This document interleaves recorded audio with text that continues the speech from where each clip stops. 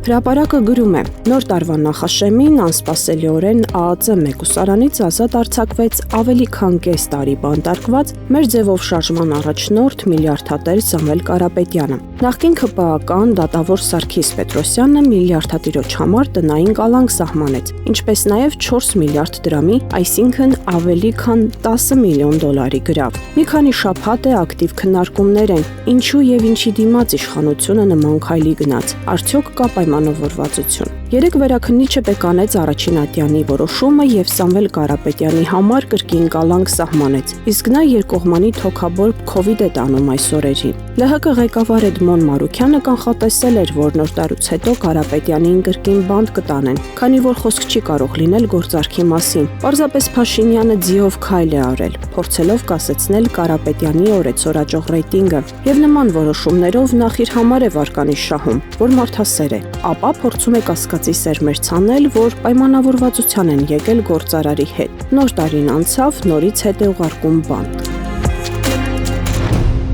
Ժողովուրդը 2025-ի դեկտեմբերի 2-ին գրել էր, որ առողջապահության նախարարի 2020 թվականի դեկտեմբերի 14-ի N4398A հրամանով ինֆեկցիոն հիվանդությունների ազգային կենտրոնին թույլ է տվել ստանալ հավելյալ 71.8 միլիոն դրամ դժվարամատչելի ախտորոշիչ հետազոտություններ ենթամիջոցառման նպատակով։ Թեև թվերը հուշում են մեծածավալ կատարողականի մասին մոտ 4700 դեպքի, սակայն փաստաթղթերի ուսումնասիրությունը բոլորովին այլ պատկեր է ուրվագծում։ Թերթը պարզել էր, որ վճարման պահին դեկտեմբերի 14-ին Արմեդ էլեկտրոնային առողջապահական համակարգում չկար որևէ տվյալ, որը կհաստատեր նման ծավալի ծառայության մատուցումը։ Համակարգում գրառումները հայտնվել են միայն 2 օր անց դեկտեմբերի 16-ին, եւ դրանք ներկայացված էին մեկ ընդհանուր 3102000 ծածկագրով, առանց հիվանդների, առանց ուղեգրերի, առանց որևէ բժշկական փաստաթղթի։ Այլ կերպ ասած, պետությունը վճարել է ծառայության համար,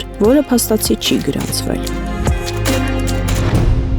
Հրապարակը գրում է. նախորդին ՔՊԱ ակտիվը նախաձեռնող խմբի նիստ է անցկացրել, որի ընթացքում քննարկել են կուսակցության արտահերթ համաժողովի կազմակերպմանը եւ կուսակցության համամասնական ցուցակի քվեարկությանն առնչվող հարցեր։ Թերթին ասել են, որ նախնական որոշում կա, որ 300 հոգանոց ցուցակի առաջին 50 հոգին կկազմվի արտահերթ համաժողովի մասնակից պատվիրակների քվեարկությամբ, իսկ 50-ից հետո ցուցակի ձևավորումը կվերապահվի վարչությանը։ Բնականաբար Նիկոլ Փաշինյանին, որը համախոհների միջոցով իր ուզած մարդկանց կտեղավորի անցողիկ հորիզոնականներում։ Թերթին պատմել են, որ նորեկները հների նյարդերի վրա են ազդում, չգիտեն որտեղ են հայտնվել եւ ինչ հարցեր կարող են քննարկել։ Ցանկացած բամբասանք բերում են վարչություն ու փորձում քննարկման թեմա դարձնել։ Դրա պատճառով էլ նիստերը հաճախ ձգվում են մինչև կեսգիշեր։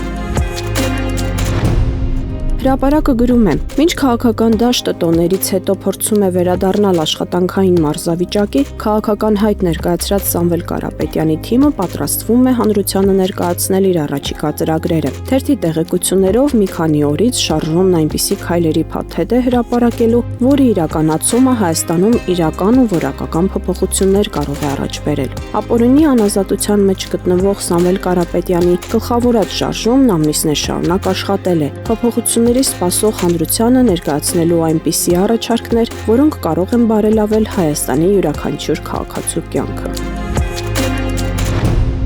Ժողովուրդը գրում է. Armlur.am-ը իրավապահ կառույցների իր աղբյուրներից տեղեկացել է, որ ազգային ժողովի նախագահ Ալեն Սիմոնյանի հարսին Անի Գևորգյանին դատարան են հրավիրել ցուցմունքներ տալու։ Թերթը հիշեցնում է, որ քննչական կոմիտեն պարզել էր, որ էկոնոմիկայի նախարարության պաշտոնատար անձինք հանրային ներդրումային ծրագրերի բանկի ստեղծման մրցույթի շրջանակում օժանդակել են, որ մրցույթում իրենց նախընտրած մասնակիցը հաղթի եւ մրցույթի մյուս մասնակից հիմնադրամի համար ստեղծել են խոչընդոտներ եւ նրան փաստացի հեռացրել մրցույթից։ Դրա արդյունքում մրցույթում հաղթող է ճանաչվել մրցակցից շուրջ 3 անգամ ավելի, շուրջ 392 միլիոն դրամ գնային առաջարկ ներկայացրած ընկերությանը։